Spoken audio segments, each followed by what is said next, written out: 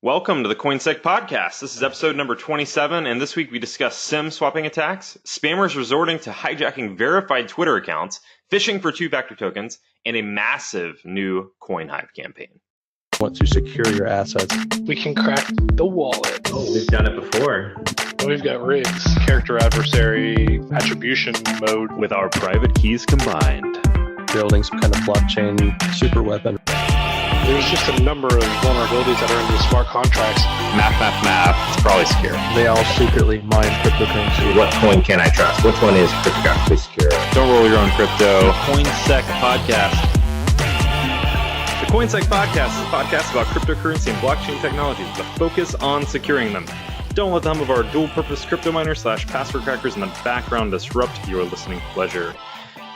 This is episode number, 27? Wow, we're up to 27 at this point. We missed it last week though. We were off, man. I don't know what happened. We got busy, and I think we had a couple of us were on site doing a couple on-site engagements for the companies we work for, because we can't just podcast for a living. That'd be fun and all, but have other stuff we have to do, responsibilities and Time things. zones. Time zones are hard. That too. That's the other thing that's troubling. It's all at because times. you drove. Which is Technically it is all your fault, Mike. Yeah, that's true. We were all East Coast for a while there. So today, I'm your host, Bo Bullock. I have with me Mike Felch and Ralph May. What's going on, guys? Hey, What is up? And we've heard that we might have Steve drop in. We're not 100% sure. Mystery. Could happen. It'll be a fun surprise if it does. So we might have Steve. But guys, what happened in the last week? How you guys been? Good. Good. That's good. Yeah. No, I was on site last week doing some stuff. Gets pretty high speed. Not a whole lot of time to talk, but yeah. What about you guys? man, it's been raining here, which is really cool because it never rains. But with rains means scorpions, and we've had, 3 scorpions in the house in the last week and a half or so. Oh man. Yeah, it's driving me nuts. I actually had a weird bee problem. I had a hive of bees in my kid's fort that got there within a week. Like they built like this pretty interesting looking hive under their fort. So I had to have like that whole process taken care of. But yeah, so I hear you on the insects and things. So did you have them removed? Yeah. Oh yeah, for sure. Yeah, because apparently it's not, I don't know, the easiest of things to go like remove a hive of bees, because you got to get rid of the queen, and it looked as though there was like 30 or so of them, kind of flying around, but really there was like 1,000. Jeez. Yeah, because it was under like a deck, right? So like it's like a kid's fort with like a deck on the bottom, like by a sandbox, and Yeah. and under that they built basically like a little colony down there. Snap. It's crazy. You built that recently. Yeah, it was super recent, and it was cool, like learning about the process of how they like get rid of bees and stuff, and or not get rid of them, but like make them docile with the smoke. So apparently the smoke, that you see like beekeepers use a lot of times, like they spray the bees. It's not anything special. It's just like pine needles burning in a can. And it makes them basically think and fear for their lives. Like they think like their hive is burning down. So they go and eat all the honey, and it makes them basically have like a little food coma. It makes them docile so they don't sting you. Little food coma. Similar, we're doing something similar with the scorpions. We get these it's called D powder, and the D stands for something. I don't know what it really means. I've heard people say dehydration, but it's not that. And so you put this D powder out and around, and I guess as they walk through it, it gets in their system, and they like basically die, but it chokes them from the inside. Pretty dark. So yeah, it's pretty crazy. Jeez. I think we killed like 13 babies out on the back porch. Did you make any way with your Scorpion security system? No, not yet. I need to. The Scorpion Annihilator 3000. So we were on a physical engagement recently, and where I'm actually designing some drop cams. I'm trying to build like a very inexpensive way to drop a camera somewhere and then either retrieve it, or if somebody else takes it, it's not like a huge thing. Wow, look at you going on James Bond. I know. Well, I mean, like, as much as you want to be like, oh, it's going to be so small, you can just like throw it on the wall and it'll stick like a magnet. It's like, that's not really how life works, man. But you can still make it pretty small nowadays and like, still be able to get some like situational awareness if the engagement calls for it, right? But the idea is still to make something that's like $50 or less. So. Okay. Nice. Yeah. That sounds fun. Yeah. Yeah, I've I wrote a blog post a while ago about building drop boxes, like just like actual pen test drop boxes. And yeah, no, I remember we had a big conversation about it. Yeah. So that came up again recently. Somebody else on Twitter was trying to figure out like the best way to like build one of those things, and that came up recently. And I wrote that like 2 years ago, and they thought it was awesome. So I feel like it's time for me to refresh that and go analyze a bunch more boards and kind of put together another post for that. Yes, that'd be cool. Yeah, the Odroid has definitely come out with a couple newer, even more powerful models. Mm-hmm. But I know that I have that same one that you had recommended, and it's a very, when it was out too, it was fast, man.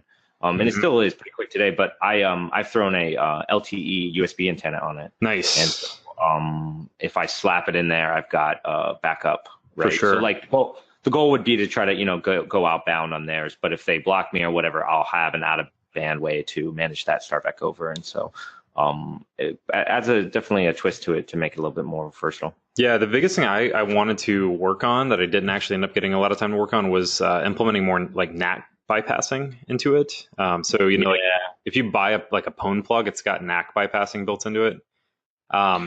There are some scripts out there, like so the Beagle Bone Black has like a fairly old Python script that did work for me. It's like I think it's called Beagle in the Middle that I tried. I don't even know, like 3 years ago now, and it works great. Like it got past Cisco ICE NAC solution, so I was like, whoa, that's nice, pretty cool. Yeah. I remember you talking about that. Yeah. So I mean, that's something that I'd like to spend some time working on. That's more of like a research project, though. Whenever I get time.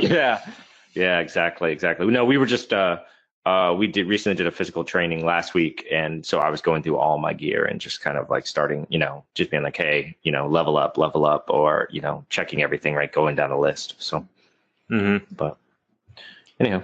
Cool. Let's talk about some prices for a little bit because it's been interesting. Like I kind of wish we did do the episode last week because last week would have been really interesting. So 2 weeks ago when we did the episode, I believe the price was like for Bitcoin anyway, was probably like 6,100 or 6,200, something like that. It was pretty low.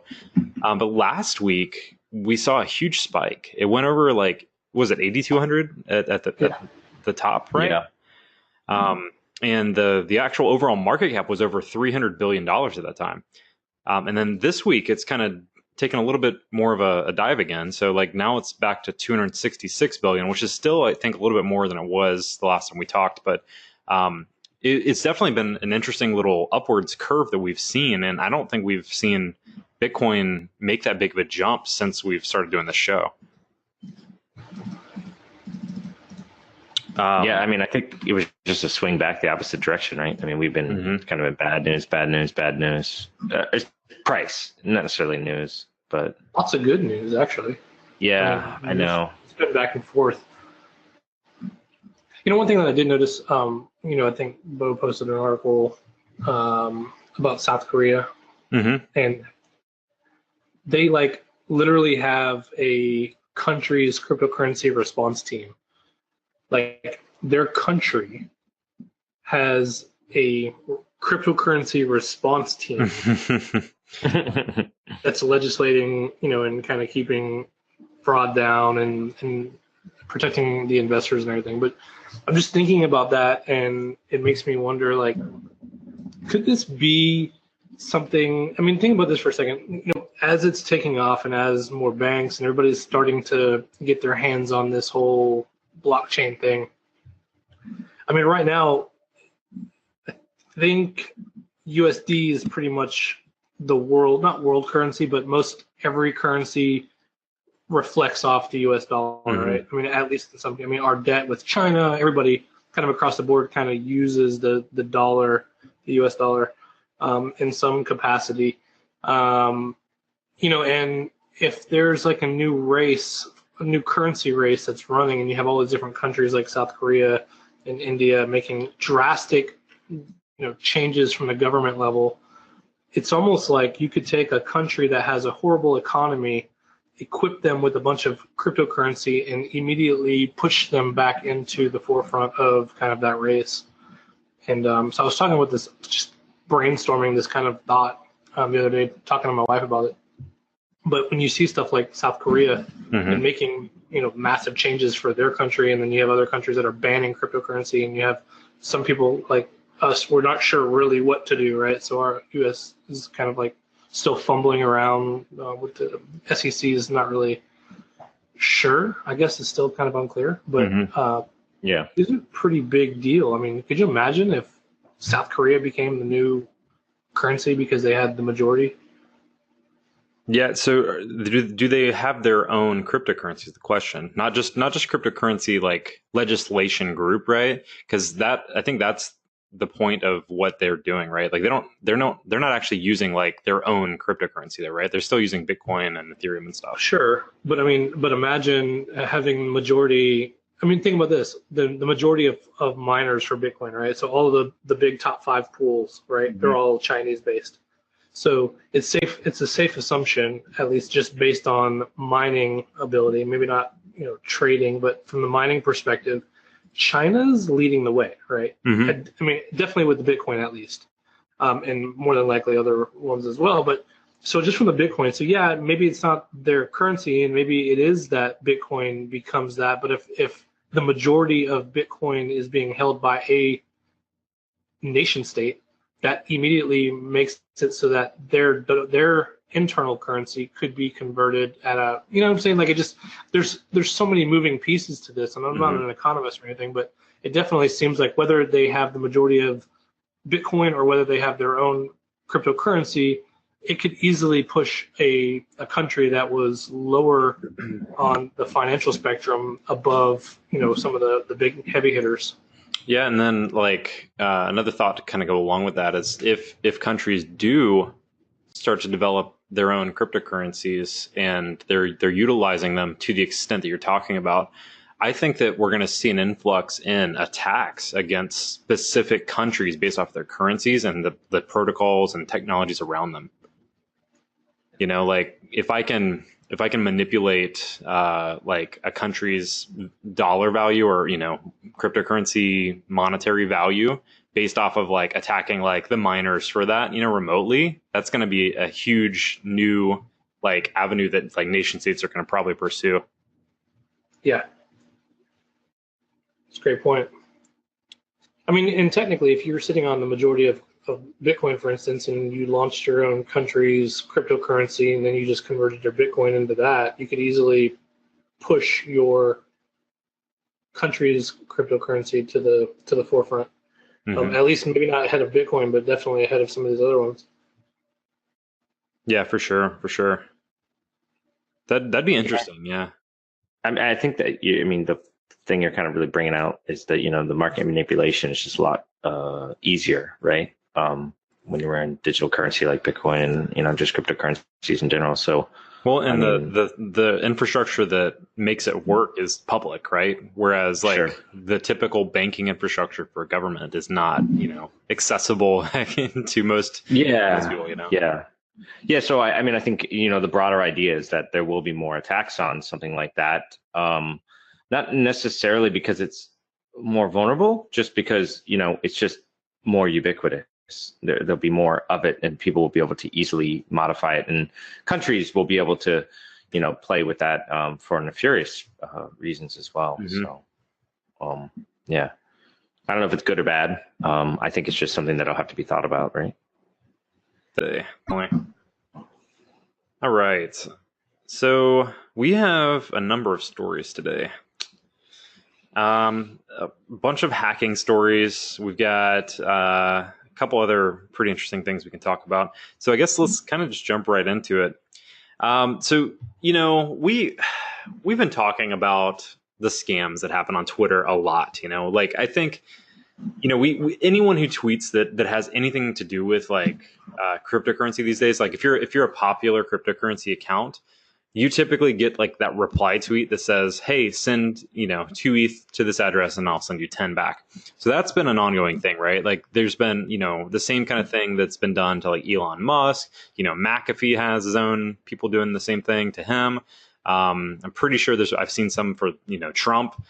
There's been a lot of these scams, and Twitter has a huge problem. I know you guys are aware of this, but Twitter has like a huge problem with that. I mean, I believe Jack from Twitter said that they're on it, right? Like that they're gonna fix the problem, but I don't know. It's out of hand, I think. But anyways, like this. So this first story for today is a story about how some of the scammers actually have kind of moved from like just replying to tweets to now actually like compromising accounts, like actual valid accounts, and tweeting from them. So in this example. In this example, they took over like an actual verified Fox account for the Almost Human TV show. And they basically did the same thing, impersonating the CEO of Tron, Justin Sun, and doing the same thing, except like literally just tweeting from that account.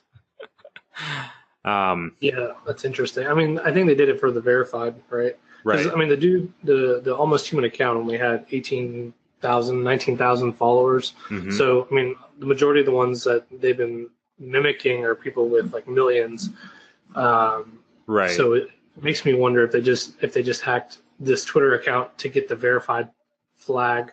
That way, whenever they start tweeting and updating comments or something. The other thing that article pointed out about that kind of goes along with what you're just saying is that with the verified account, you can change your display name and it doesn't take away your verified status. But if you change your username, obviously like that kind of, you're not the same person at that point, I guess, is in Twitter's eyes. But like if you look at like one of the images in that article, it says Justin Sun and has the blue check mark next to him, like as his display name. Has his picture and everything. So I mean and that makes sense. Mm-hmm. People don't always go by. I mean, they'll like think about from InfoSec, right? We go to conferences and people change their main name, their display name to like @DEFCON to let everybody know that they're there in case they wanted to connect. Mm-hmm. So changing your name, even on a verified account, seems legit. I mean, but I guess the fact that you can do it and still be verified is. Yeah, I mean, for the people who don't understand it or who are new to it, right? I mean, that they could get tripped up still. But just being verified, I think, is what they really were going after. I mean, I wouldn't be surprised to see if they just start compromising more accounts and more of a sweep as maybe Twitter tries to shut down more accounts that are just doing, scamming. Mm-hmm. If they start moving to just more, compromised accounts as opposed to, making new accounts that look similar and stuff like that. So they're in for a real war. It really is. I mean, like the bots that do it are like super like intense and fast about it, and they do a really good job of actually impersonating the accounts. Like there was one for Vitalik Buterin, in his username, like he changed his name to Vitalik non-giver of ether, and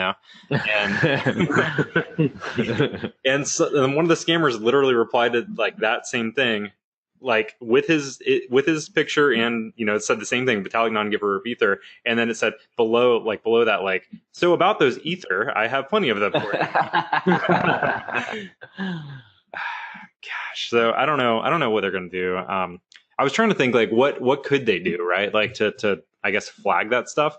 I don't know. I mean, there's got to be a way, there's got to be a way to flag that stuff as being like it's replied to too fast with some sort of like deal, some sort of URL, that kind of thing. I don't know. Yeah. Anyways, it's tough.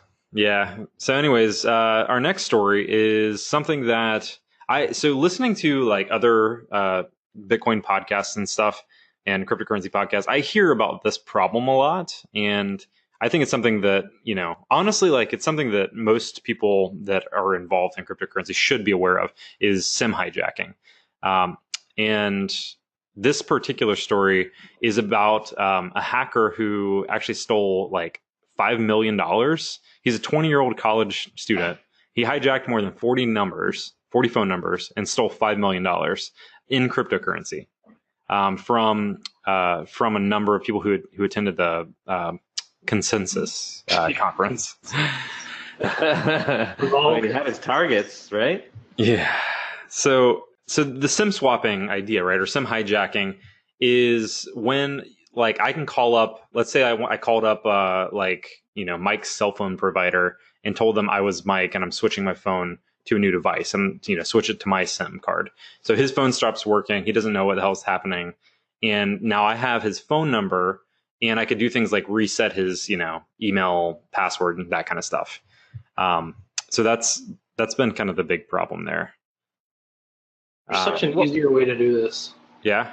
I'm not going to talk about it on here just because I don't think I don't know. Like, we have a bad track record of talking about it and then seeing it on the news the following week. So I'm just not. But I mean, doing it from. Okay. So it's a SIM, right? So we know it's a SIM card. So because it's a SIM, it's GSM, and so. Well, yeah. So it's a SIM card, but it's not necessarily GSM, right? I mean, you could be going over LTE, 3G. Like, it's not the older. I mean, a lot of the GSM towers, right, are actually getting cut off entirely, like the basic GSM. Right? Yeah, I'm talking about just So, but the authentication is the same though. It's not right? CDMA. It's not CDMA. Let's put it that way. Yes. Okay.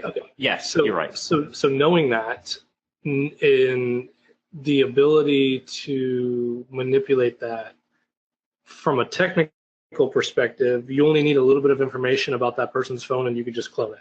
You don't have to call, and you don't have to do any of that stuff. So it's just interesting to see that I guess if you're remote and you're targeting somebody remotely, you want to be able to do a SIM swap because it's easy and you get a phone and you just have it.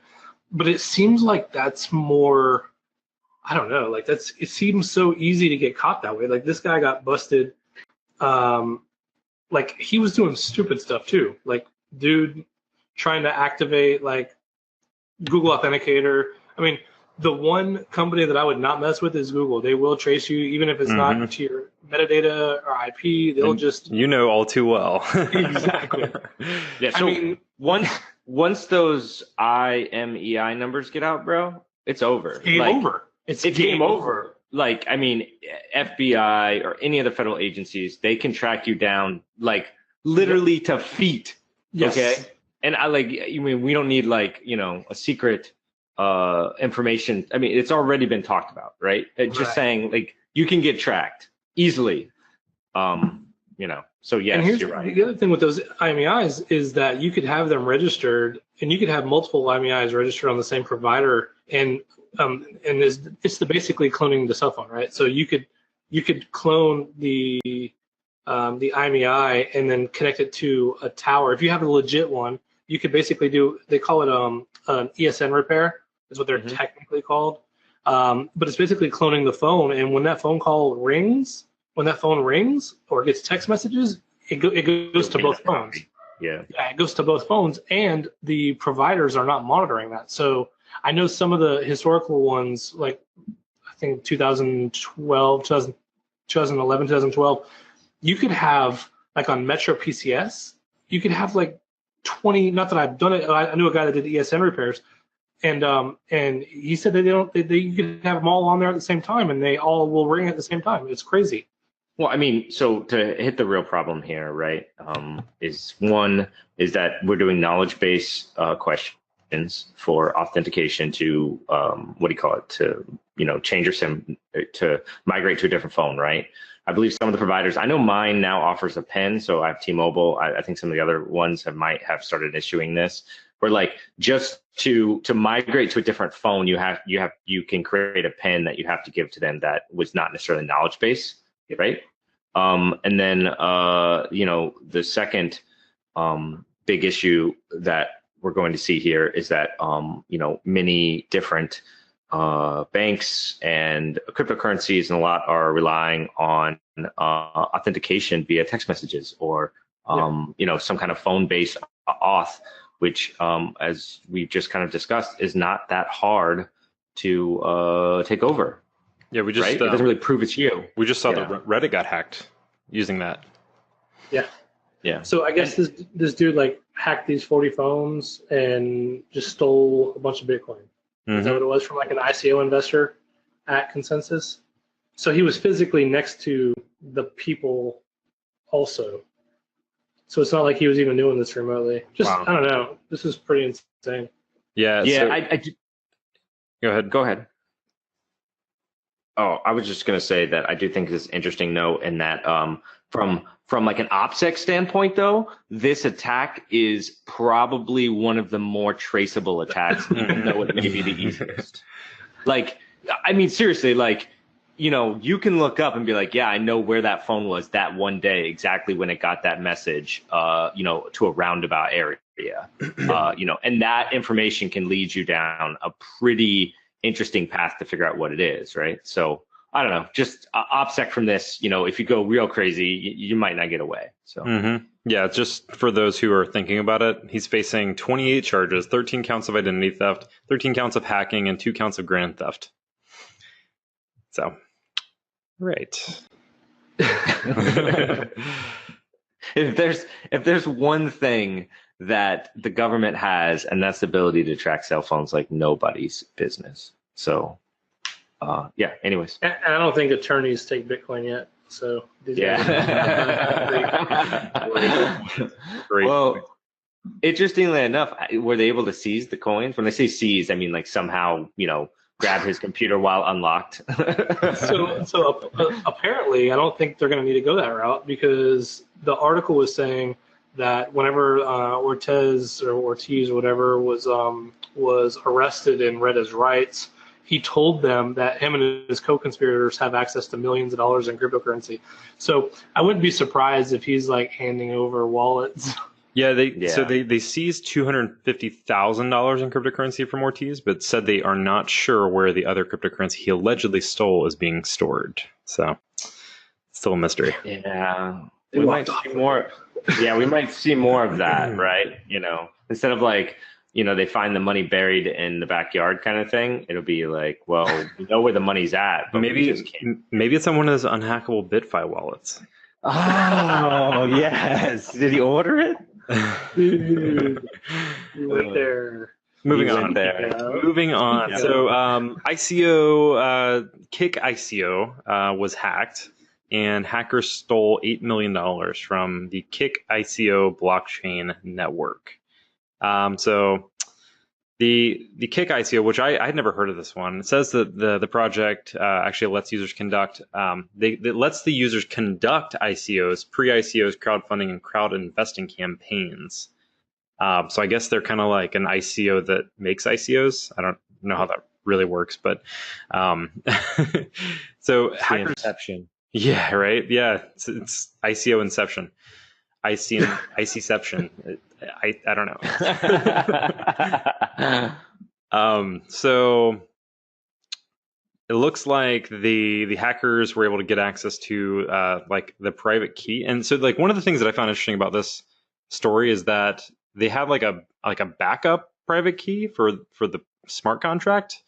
Like I don't really understand how that works, or private key, I guess. Like so, it says that the Kick ICO team was quick to like block the attack and regain control of the tokens by replacing the hacked private keys with cold storage private keys.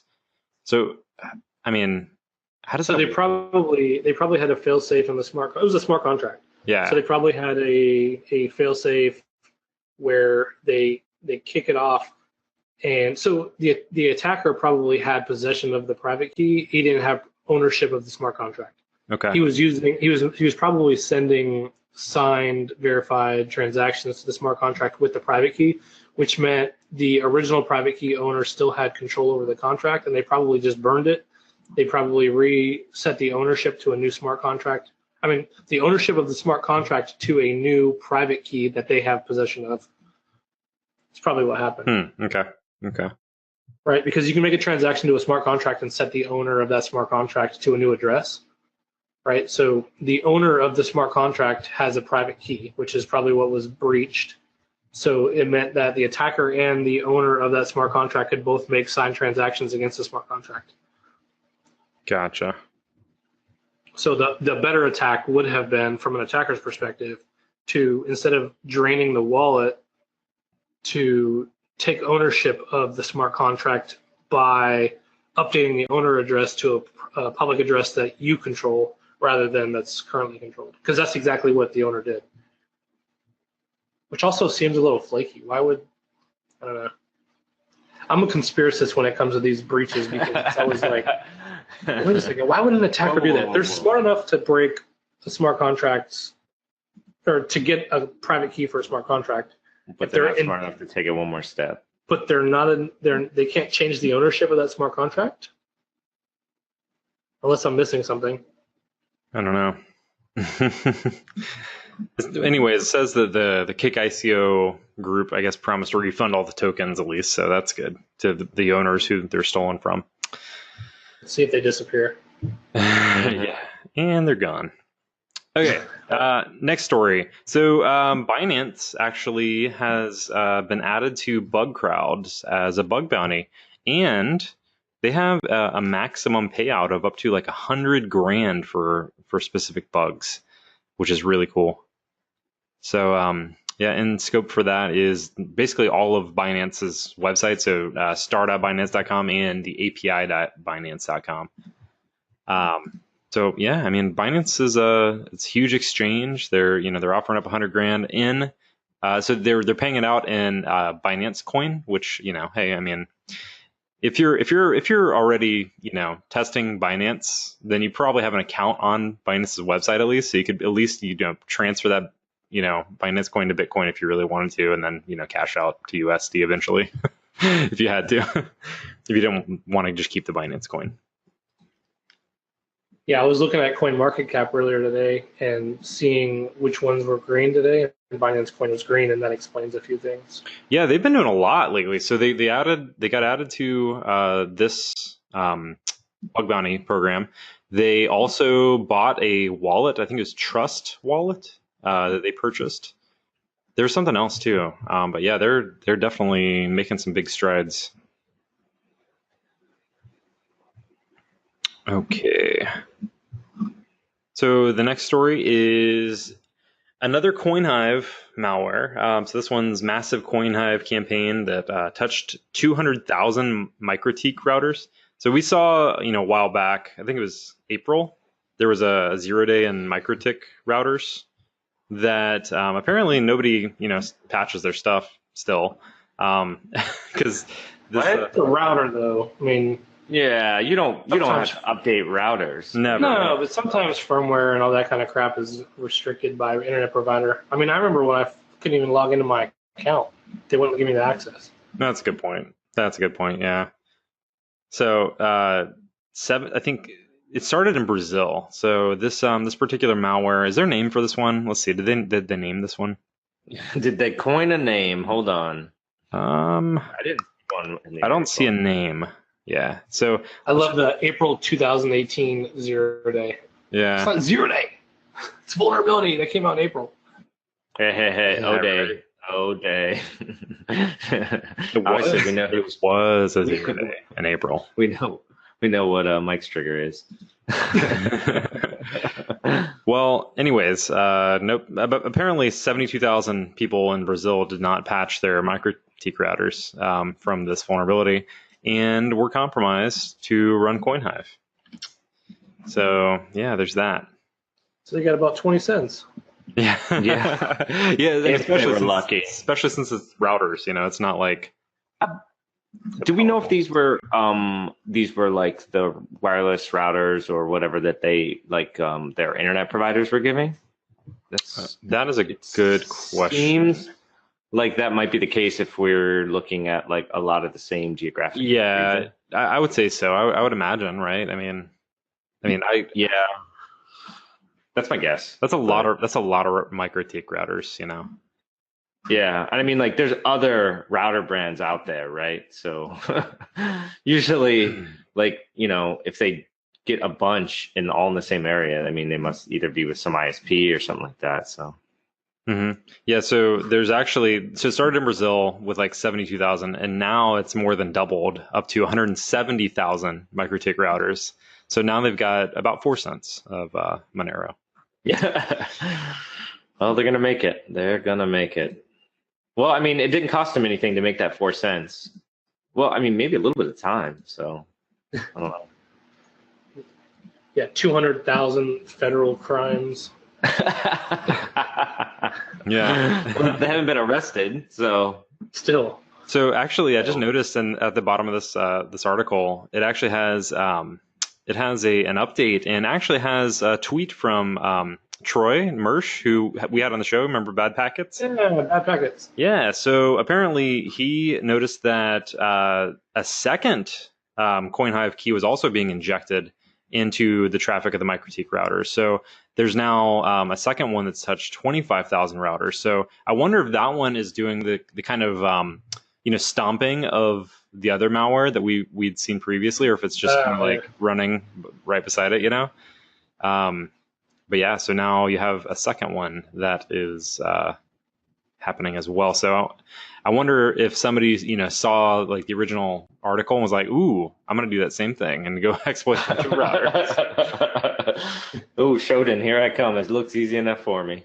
And now all of our listeners are gonna go do the same thing. Don't do that. That'd be a bad idea. You're gonna get in a lot of trouble. You're gonna go to prison. You're not gonna make any money either. Yeah, exactly. That's the other problem. If you don't go to jail, you won't make any money. So it sounds lose-lose to me. Okay. Next story is there is an ongoing Binance phishing scheme that is seeking Google Authenticator backup codes. I thought this one was kind of interesting because I feel like it kind of goes down your cred sniper route a little bit, Mike. They suck. Don't even mention that on here. Oh my gosh. This phishing sucks. I mean, everything about it. It's such a horrible. They're clearly rookies, and I'm not putting a target on my back. I mean, you suck. You're not even using an SSL certificate on the phishing page. Oh, that is true. Come on, dude. Yeah, Google even tells you it's not secure, I was gonna say OPSEC, maybe they were worried about getting this SSL cert, but I mean literally gosh. like an API and only requires an email, which they don't check or test or anything. The email actually is only to alert you that your certificate's about to expire. Right? Yes. And you don't even have to give it to them. You can just don't, say no. Yeah, I know. Yeah, you're right. And if you're on, never mind, I'm not even getting into it. I mean, if you're on like a VPS somewhere anyway, you're probably bouncing around anyway, hopefully. I don't know. I think people like this deserve to get caught. Mm-hmm. Well, You can have the FWD in the subject line for forwards, like, oh man. Mm-hmm. So anyways, I guess for our listeners out there, if you do happen to get a suspicious email telling you that your Binance account has changed and that you might need to update your 2FA keys, just be a little suspicious of it, I mean, if you get an email from any financial institution asking you to do anything that you didn't request, anything, good point. You should be concerned, cautious, and do your due diligence. Here's a problem. Here's a solution to the problem, right? Every time you go to put any sensitive information like a login and password into a website, make sure it's the website that you are intending to put those credentials in, and make sure you verify that and look at it, because it doesn't necessarily have to come from an email. It can come from any sort of social network. It can come from a number of different sources, and even worse if you're checking it on your phone, because a lot of the flags aren't going to be displayed because they hurt the user experience when you're on your mobile device. So just don't put your credentials into a place where you don't know. I mean, so real quick, my dad's mining now. I know you guys, we talked about it on the side, but that's one thing that he does every single time because this is a wild west right now, and he's just moving into this. He built a miner, and he's like old school hacker, so he's already paranoid, and so he'll go to these sites, and I think he went to My Ether Wallet, and or one of the, I forget which site it was, but he will always ask, is this okay to put my credentials in? It's such a good, healthy thing. I mean, I do it from everything. Every time I log in, that's the first thing I'm doing. And I think it's really good user behavior to do because it's emailed today, but it might not be emailed tomorrow, right? Sure. Use that second factor too. Universal two-factor being the preferred too, because there's some new attacks out now that are just going to destroy two-factor.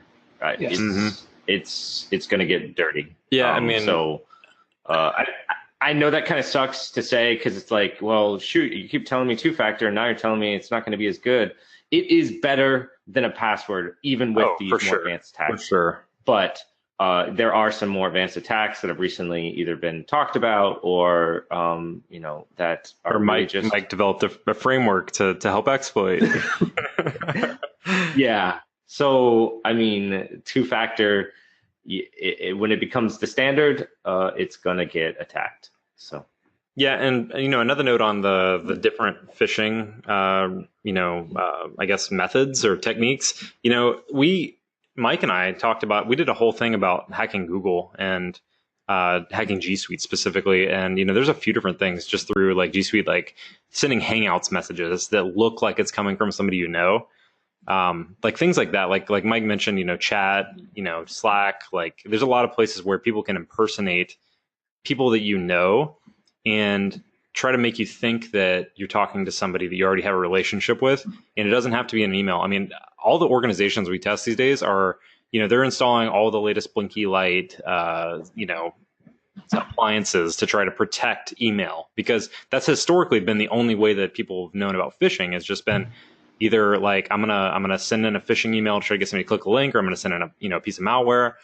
But I think that, most attackers are realizing that's the case and are starting to transition into more innovative approaches, like sending messages out of that band, right? Like, so like sending messages over LinkedIn requests or, LinkedIn invites, that kind of stuff, sending Hangouts messages, doing direct contact, phishing basically through chat.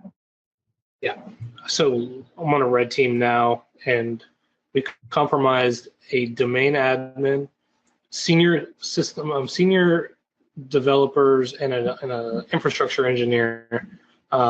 We sent 8 LinkedIn links, and 4 of them gave me credentials, and they were senior technical folk.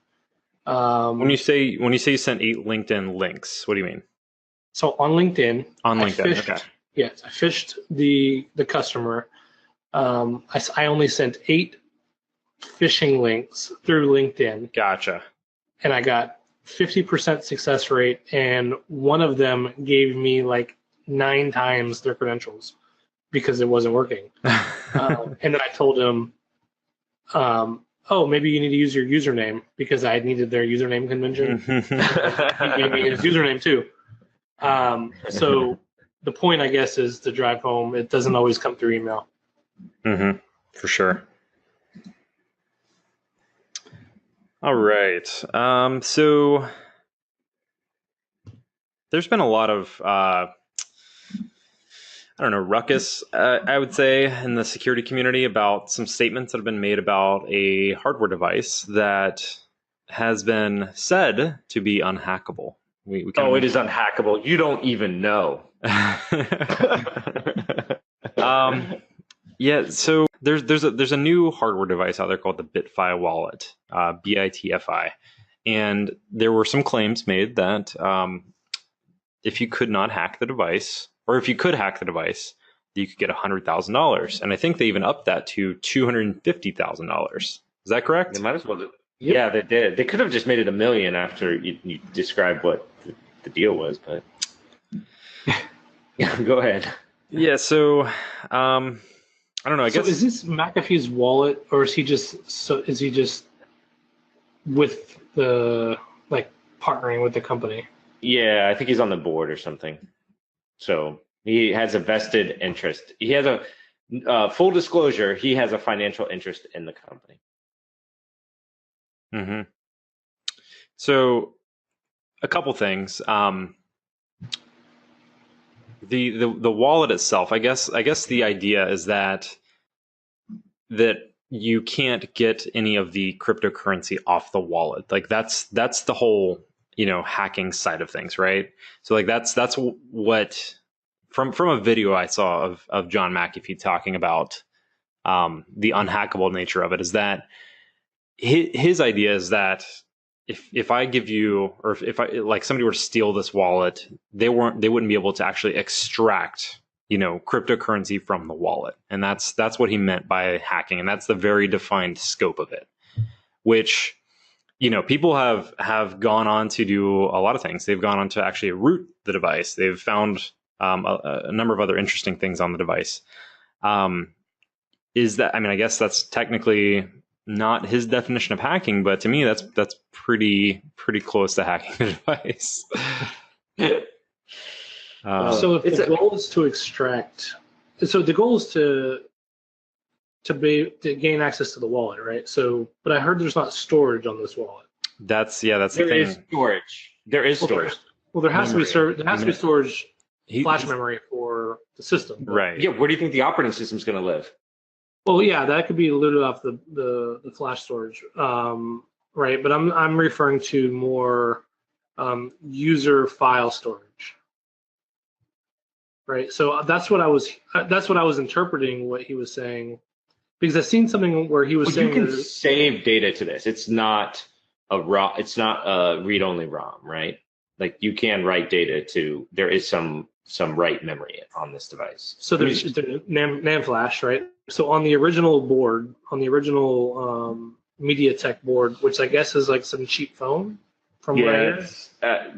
Supposedly it's like maybe $20 wholesale hardware cost for the whole And then thing. they pulled off some components. So I know the original one. So this is that there is an eMMC flash chip on here, which is going to hold the firmware to the phone. So what's the dilemma? Like what would the target be then? I mean, let's think about it from the cryptocurrency side real quick. I mean, when we say extract coin off the phone, we're not really meaning coin. What we're really referring to is probably private keys so that we could send coin, Yes. right? And so those private keys have to be stored somewhere. They're not on the phone. Yeah, so the whole marketing thing around this is that you have like a seed word that generates the seed, or generates the private key. So you have like your seed set of words. Yeah, so it's stupid. It's like, have you used Coinbase before? Right? You log in with your password. They have your coins. They're holding the private key, right? It's Yep. the same thing. It's just a phone that does that. Like, it's just a website. It's a phone that allows you to go to a website that they're holding the keys. You don't have the key. So it's like the ledger where you just plug it in and then unlock it, and then you can make transactions against it. Well, the private key's not on there. So like, you still have to enter in a passphrase, which unlocks your private key, but the private key is not being stored on the device. It's being stored on, their servers. So Ralph, I don't know if that's entirely true, because I'm pretty sure on their website they said that they don't store the private keys either. So I don't know how that works. Maybe it's like it generates it in like the time that you have the device like on, like you type it in and it generates it there, right? And you now have your private key. You know what I'm saying? Okay. So, And then- but then it generates a new private key. You can have the same passphrase. No, you'd have. I guess the same passphrase generates the same private key. Is what I'm saying. Something's Okay. something ain't right here. I need to figure this out more, because this is, I don't know, it just doesn't seem right. So having root on the device is pretty much going to be useless if there's nothing to extract, right? No? But then you could argue the device is pretty much useless. Well, like, I'm not the how is one that- that made claims that it was useful. Okay, here's my real question. How does this device make your coins more secure? Right? It's unhackable. I don't know enough about the device. I don't think. I'd like to know the Yeah. chip. I'd like to know the chip. Is it like an ARM processor or something? Yeah, I'm sure it is. But I mean, in general, the thing that really came up is that everyone was like, all right, we have full root access to the device. What about supply chain? They're like, oh, well, that doesn't count. It only counts if we'll put money on this device. But when they say put money on it, I don't think the private key ever gets stored on there. So it's not like the key is ever there to hack. Which is the trick. Which is the trick, right? So like it's not like it's never stored on the device, even though. So my guess is that if you were to get one of these devices and you enter in someone else's passphrase, then you would get access to their coins as opposed to, you know what I'm saying? Yes. Okay, so is the passphrase set by the user? Yeah. Okay, so this is coming together then. So if I get a device, I set the initial passphrase of some sort, right? Mm-hmm. And then what happens? So now there's a wallet on the phone. So let's just presume that the wallet or the private key doesn't get written to the phone. Maybe it must be sent to some server or something like that. It has to be saved somewhere, even if it's encrypted with your passphrase, right? So well, you could always get the private key back from a seed phrase, right? So like a lot of these wallets, you put your seed phrase in, you could always regenerate it. So it's in memory, right? So you put your passphrase in memory. That would make sense, I guess. So it generates the private key from your seed in memory. You do your transaction. But the thing is that if you supply chained it, then you'd be able to get the passphrase, which then in turn you wouldn't even need to have that actual physical device anymore. I need to get one of these. I got an idea. Well, it's got UART and JTAG debug interfaces. You can. So if the wallet's on the phone and the passphrase generates the private keys and it's stored in memory, there is no storage. Totally got it. That makes sense. That means that the private keys don't have to be stored on the device or in the cloud anywhere. It just means that the private key would be generated on the fly from the passphrase. Similarly, how we back up wallets with seed phrases, we could always get back into the original wallet, right? So imagine taking that now and taking the passphrase and generating the wallet from that passphrase. That means I have to aggressively brute force that passphrase. If there's not hardware restrictions in there restricting me from being able to do that, oh yeah, by the way, I have NAND flash, so I have the wallet. I could take that offline, and even though then I would just need to have root, which they already have, because then I can look at the code that's in there, throw that into IDER and debugger, and see if we could figure out how they're generating the wallet keys using the passphrase. Nice. That's an attack that I would like to try. If that's exactly how it works. I think some of that was, from the limited amount of information we've got. Right? Sure. So True. Hopefully that is how it works, or loosely, right? Loosely how it works. But in general, I'm not sure how else you would have it. It's either in the cloud, on the device, or generated on the fly. From what people were writing, though, it's not on the device. Like the private. What if it's even temporarily written to NAND flash for some reason? Well, looks like somebody posted the whole ROM on Pastebin. Really? Yeah. The ROM dump or just the actual raw binary file?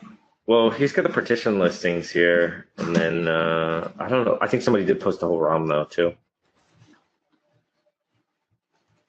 I was following the tweet storm between BitFi and Cybergiddens and McAfee and.